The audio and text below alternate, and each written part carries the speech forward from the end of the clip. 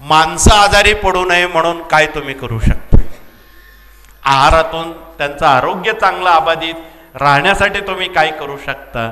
तर त्या पांढऱ्या 4-5 बाबी आपण टाळाव्यात. एक, महाराष्ट्रातली साखर, मधुर विष ज्याला आपण म्हणतो, ते मधुर विष आहे, ज्यामध्ये गंधक आहे, सल्फर आहे, अनेक प्रकारचे बरेच विष आहे. आणि ते रोज आपण चहातून मिठाईतून ते पचवतो, त्यातून अनेक आजार जन्म घेतात. कोणते घेतात ते आपणाला माहीत आहे. दुसरी पांढरी वस्तू आहे टाटाचं मीठ, पांढरं शुभ्र. लोकांची लवकर नजर त्यावर पडते, नजर केंद्रित होते. परंतु त्या टाटाच्या मिठामध्ये एवढं जहरी विष आहे, तुम्ही डोळ्यानं बघितल्यावर कळेल. बेट द्वारकेला तो मोठा त्यांचा कारखाना आहे, तिथे कधी काळी जाऊन बघा. तिथे जे मीठ काम करणारे कामगार लोक आहेत, तुम्ही तर नाकाला रुमाल लावून सुद्धा पोचणार नाही, एवढी दुर्गंधी आहे त्या ॲसिडची. परंतु तिथे काम करणारे जे लोक आहेत, बहुतांशी त्यांना हत्ती रोग झालेले आहेत, अशा हातपाय झालेत. तो आजार कधीच बरा होत नाही. स्वर्गातला देव जरी खाली आला तरी तो बरा होत नाही, असा शाप त्या मिठाला आहे. म्हणून पूजनीय महात्मा गांधींनी भारताला मीठ सत्याग्रह करताना, आज जर महात्मा गांधी हयात असते तर हे मीठ आंदोलन झालं असतं. हे मीठ समुद्रात बुडवा असं आंदोलन नक्कीच झालं असतं, यात दुमत नाही. म्हणून कोणतं मीठ खावं, आरोग्याला कोणतं योग्य आहे, हा महत्त्वाचा भाग आहे. म्हणून आपण पूर्वी जे जुनं काळं मीठ खायचो खड्याच, ते मीठ योग्य आहे. खाणीतलं मीठ योग्य आहे, आयुर्वेदिक मीठ योग्य आहे. काळं मीठ ज्याला आपण म्हणतो सेंधव, ते सर्वात उपयुक्त आहे की ज्यानं ब्लड प्रेशर वाढत नाही, किडनी खराब होत नाही. ते आपण रसोईत भगिनींनी वापरावं, म्हणजे आपलं आरोग्य आपल्या हातात राहील. डॉक्टरांकडे जाणं म्हणजे आपला नैतिकतेचा पराभव आहे. म्हणून आपलं आरोग्य आपण चांगलं ठेवावं, हे कळकळीचं सांगणं आहे.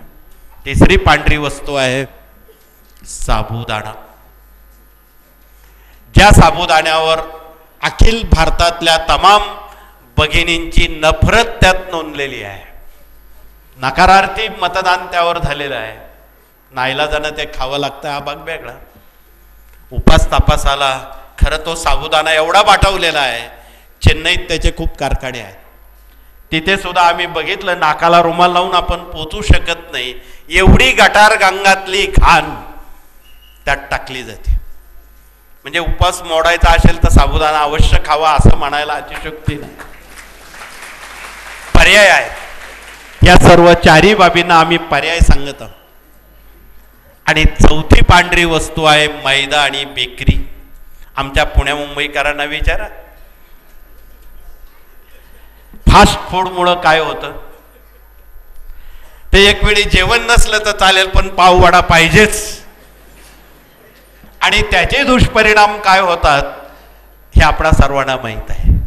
म्हणून त्या दृष्टीनं आहारामध्ये या 4 गोष्टींना पर्याय, एवढे जबरदस्त पर्याय आहेत. गुजरातमध्ये खांडसरी साखर तयार होते, आमच्या विजू पाटलांना माहिती, त्यांनी ती काल आणून दाखवली. या साखरेपेक्षा स्वस्त आहे, तिच्यात गंधक नाही, सल्फर नाही, ती आपण वापरावी. पर्यायानं महाराष्ट्रातल्या साखर कारखान्यांनी इथॉनेल जर बनवलं तर सगळे कारखाने नफ्यात येतील, साखर न बनवतो. हा पर्याय आहे. दुसरा पर्याय आहे साबुदाण्याला.